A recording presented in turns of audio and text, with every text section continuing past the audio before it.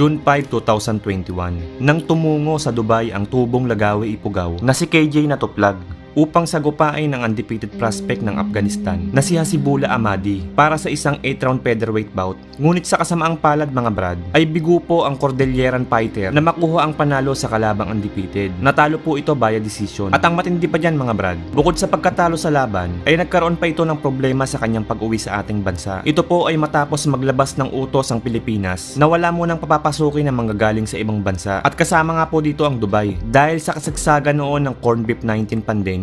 Lumang sa paseros, hindi namin alam kasi sabi nga may COVID-19.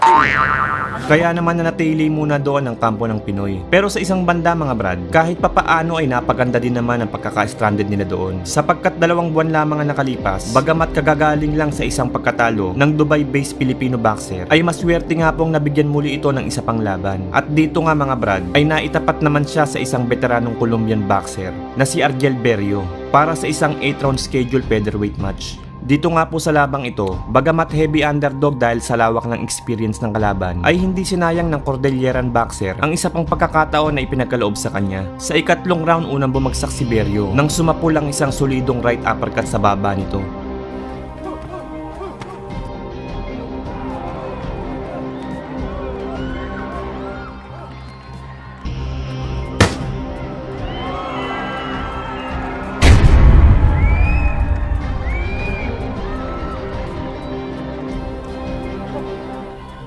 Sa sumunod na round naman, ay ipinamalas na naman ng heavy-handed Filipino boxer ang kanyang lakas. Nang muli ay pinabagsak niya ang Colombiano sa pamamagitan ng isang upper hook combo.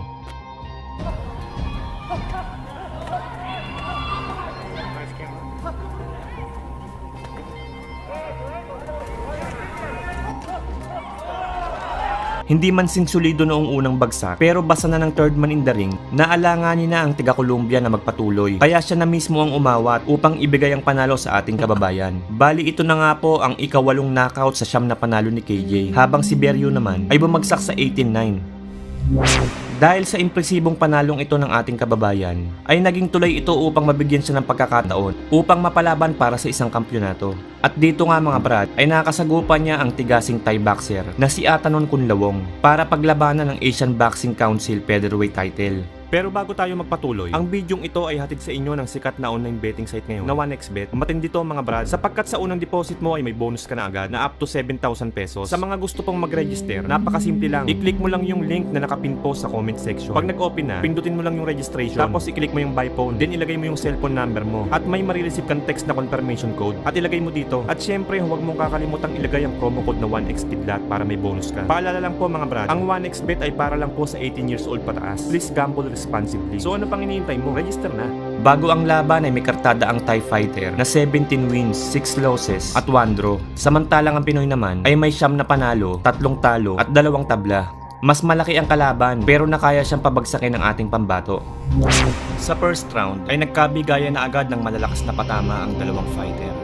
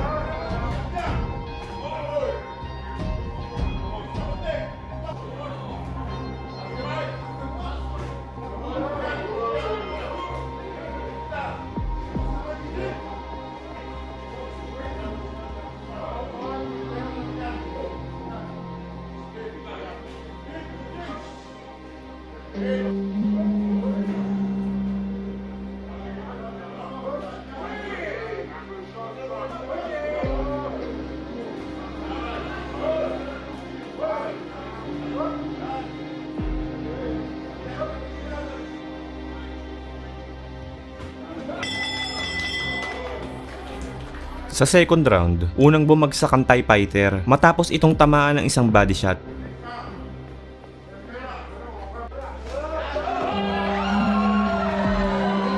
Bagamat ang ruling ng third man in the ring ay nadulas lamang daw itong si Kunlawong, ay kung ating titignan mabuti ay klarong isang suntok sa tagiliran ang nagpabagsak dito sa tiga Thailand.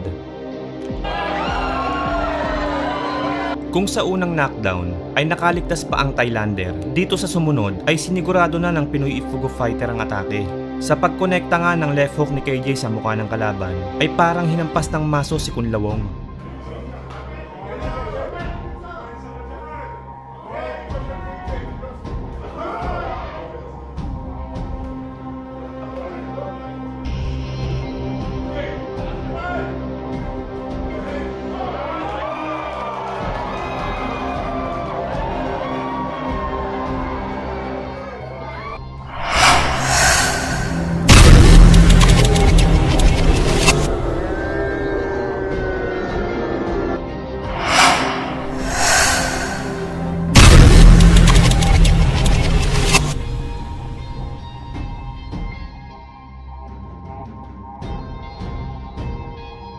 At kahit sinubukan pa nitong bumangon para magpatuloy sa laban, ay hindi naman na niya inabot ang bilang ng referee. Kaya second round knockout win para sa ating kababayan.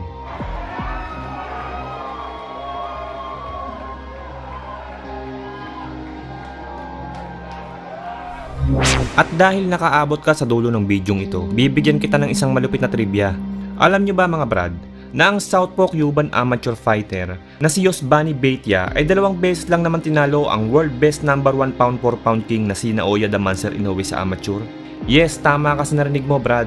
Tinalo niya ng 2 beses ang kinakatakutang halimaw ngayon sa bantamweight division.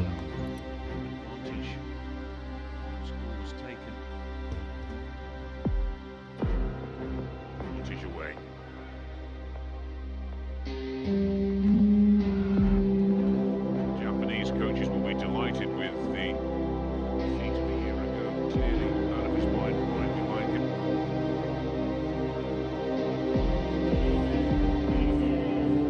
And the Cuban takes it by 3 points, 15 to 12. Beitia. Naging 2014 Central American and Caribbean Games gold medalist. 2017 IBA World Boxing Championship gold medalist. Anong masasabi nyo dito mga brad? Tara, kwentuhan tayo sa comment section. Kung nagustuhan mo ang video to, ay huwag kalimutan mag-like, share, subscribe, at pakikalimbang mo na din yung kampana para pag nag-upload ako, ay isa ka sa mga una makakapanood.